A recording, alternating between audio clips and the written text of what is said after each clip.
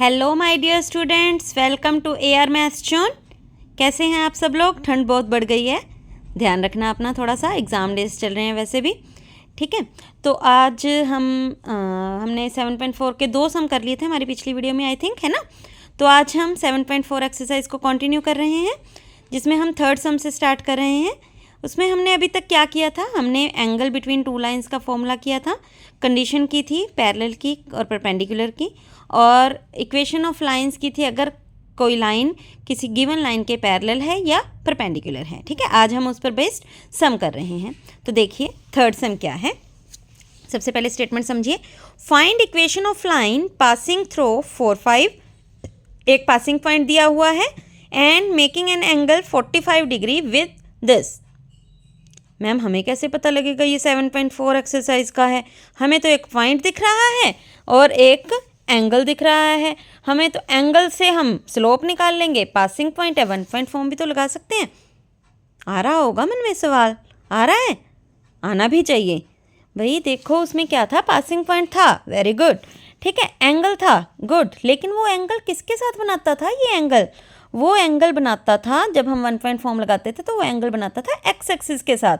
तो वो फॉर्मूला मत लगा देना, यहाँ पर एंगल बना रहे इस लाइन के साथ। इस चीज़ का ध्यान रखना, ठीक है। पहले स्टेटमेंट पूरी पढ़ना, सिर्फ ये दो चीज़ें देख के कि पॉइंट दिया हुआ है, एंगल दिया हुआ है, हम 1 पॉइंट फॉर्म लगा देते हैं, ठीक है। तो थोड़ा सा इस चीज़ को सोच कर चलना है कि एंगल हमें किस चीज़ के साथ दिया हुआ है। लाइन के साथ दिया हुआ है। जब भी लाइन के साथ दिया हो तो लाइन उठा लो, उठाओ जी लाइन, हाँ जी उठा ली।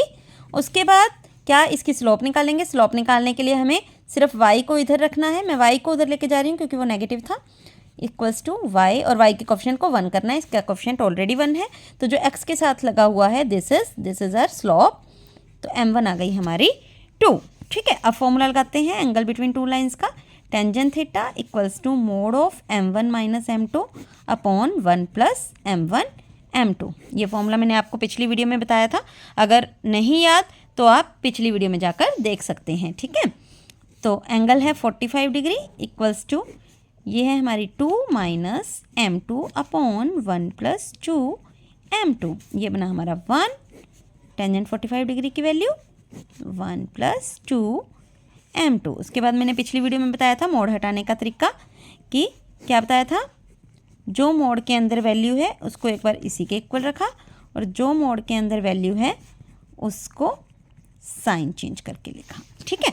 इसको सोल्व कैसे करना है वो आपने करना है, मैंने कल भी करवा दिया था एक सम। इसको सोल्व करने के लिए क्रॉस मल्टीप्लाई करो, m2 की वैल्यू आ जाएगी। ओके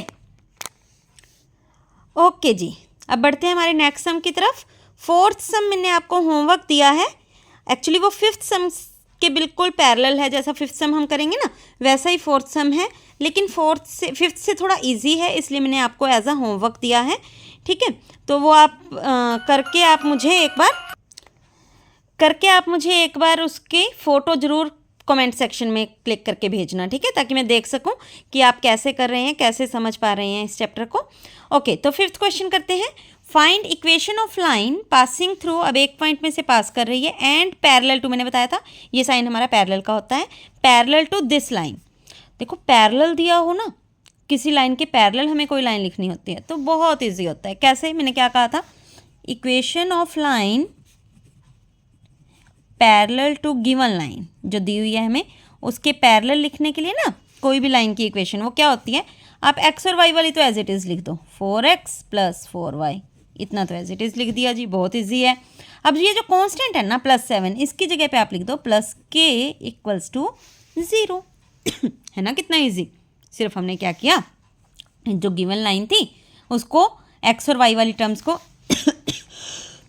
सॉरी इसको एज इट इज़ लिखा और कांस्टेंट की जगह प्लस k लिखा,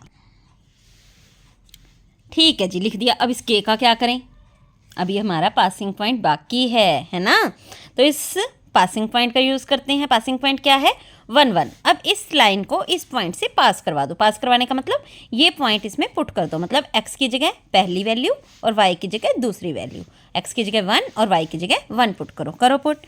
आप क्या लिखोगे, इसको 1 नंबर दे दो, 1 पासिस थ्रू, देखो लिखने का तरीका भी देखना है क्योंकि पेपर में आपको ऐसे ही लिखना है।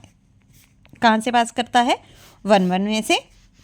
अब पुट करो 4 x की जगह 1 रखा, प्लस 4 y की जगह 1 रखा, plus k equals to 0। 4 into 1 4, plus 4 into 1 4, plus k equals to 0। 4 plus 4 is 8, plus k equals to 0। k equals to कितना आ गया, 8 को उधर ले जाओ, माइनस का 8। अब ये जो k की वैल्यू आई है इसको वापस से नंबर 1 इक्वेशन में पुट कर दो। Put k equals to -8 in number 1 equation. क्या बन गई, 4x प्लस 4y, k की वैल्यू है -8 इक्वल्स टू 0। तो ये बन गई हमारी equation of line parallel to this line. This is our answer. I think आपको बहुत अच्छे से क्लियर होगा। उसके बाद हम बढ़ते हैं हमारे नेक्स्ट सम की तरफ, 6 सम। उसमें क्या है, उसमें भी हमें इक्वेशन ऑफ लाइन लिखनी है। पासिंग पॉइंट एक दिया हुआ है। पहले पार्ट में तो हमें पैरेलल ही करना है, वो तो आपको खुद करना है। मैं सिर्फ परपेंडिकुलर वाला पार्ट कर रही हूँ। पासिंग कर रहा है पॉइंट, पास कर रहा है 4 5 में से, एंड परपेंडिकुलर टू, ये परपेंडिकुलर का साइन होता है। परपेंडिकुलर टू किसके है, 3x minus 2y plus 5 equals to 0। अब इसके परपेंडिकुलर है ना, आपने सबसे पहले क्या लिखना है, equation of line perpendicular to given line. पहले में क्या था, पहले में पैरेलल था, इसमें परपेंडिकुलर है। परपेंडिकुलर के लिए मैंने क्या कहा था, जो ये है y का कोफिशिएंट उसको x के साथ लगा दो, x का कोफिशिएंट y के साथ लगा दो। 2x और 3y, ये तो कर दिया। 2 इसके साथ लगा दिया, 3 इसके साथ लगा दिया। अब ये साइन देखो, इसका अपोजिट साइन यहाँ लगाना है। अगर ये माइनस का है तो यहाँ पर प्लस का लगाना है, ठीक है। और कांस्टेंट की जगह plus k equals to 0। Clear, बहुत ईजी था, देखने में मुश्किल सा लग रहा था परपेंडिकुलर लाइन कैसे निकालें, है ना। बस आपने क्या करना है, ये कोफिशिएंट्स को इंटरचेंज किया और इस साइन को चेंज कर दिया। अब फिर से पासिंग पॉइंट दिया हुआ है, ये पासिंग पॉइंट इसमें पास पुट कर दो। वैसे ही 1 पासिस थ्रू, वही लाइनें लिखनी है सेम, 4 एंड 5, ठीक है। इसमें पुट करो 2 into 4 plus 3 into 5 plus k equals to 0। ये बना 8, ये बना 15 प्लस k इक्वल्स टू 0। ये 23 बनेगा, 23 को उधर लेकर जाओ, k की वैल्यू आ गई -23। इस k की वैल्यू दोबारा से 1 में पुट कर दो, तो हमारी इक्वेशन बन गई 2x plus 3y minus 23 equals to 0। That is our equation of line. अब है जी हमारा लास्ट सम इस एक्सरसाइज का। ओहो, पूरी भी हो गई एक्सरसाइज, हमें तो लगा पता नहीं क्या है इस एक्सरसाइज में। बहुत इजी थी ना। ये सम भी बिल्कुल सेम है लास्ट सम की तरह।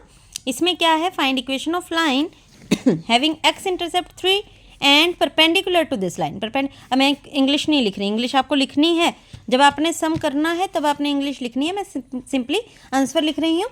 हाँ जी, इस लाइन के परपेंडिकुलर लाइन कौन सी होगी, 5x और 3y इंटरचेंज किया, यहाँ प्लस था तो यहाँ minus, plus k equals to 0। इतना आपको आ गया है ना।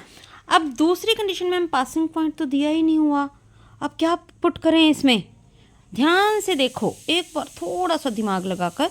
इसमें पासिंग पॉइंट भी दिया हुआ है। कैसे मैम, आपको क्या दिया हुआ है, x इंटरसेप्ट दिया हुआ है।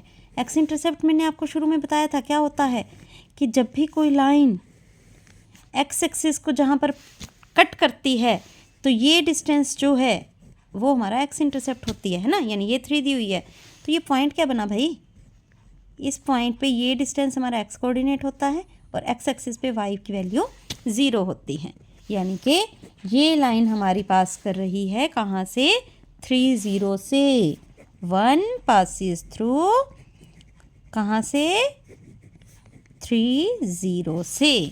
मैम अगर y इंटरसेप्ट दिया होता तो, मान लो ये वैल्यू है 4, मान लो, मुझे नहीं पता, मान लो ये वैल्यू है 4, y इंटरसेप्ट आपको अगर 4 दिया होता तो y एक्सिस पर x की वैल्यू 0 होती है और ये वैल्यू ये होती है, जो ये डिस्टेंस है 4। तो आप इस पॉइंट में से पास करते हैं, ठीक है। अब हमें दिया नहीं हुआ, ये मैंने आपको एग्जांपल दिया है, कई बार समय ऐसा आ जाता है, ठीक है। तो आप ऐसे करेंगे, तो अब आप इसमें पुट कीजिए ये पॉइंट और k की वैल्यू फाउंड आउट करिए। आप मुझे बताइएगा k की वैल्यू क्या आई और इक्वेशन ऑफ लाइन क्या बनी। तो इसी के साथ हमारी 7.4 फिनिश होती है। अच्छा लगे तो प्लीज़ लाइक एंड सब्सक्राइब।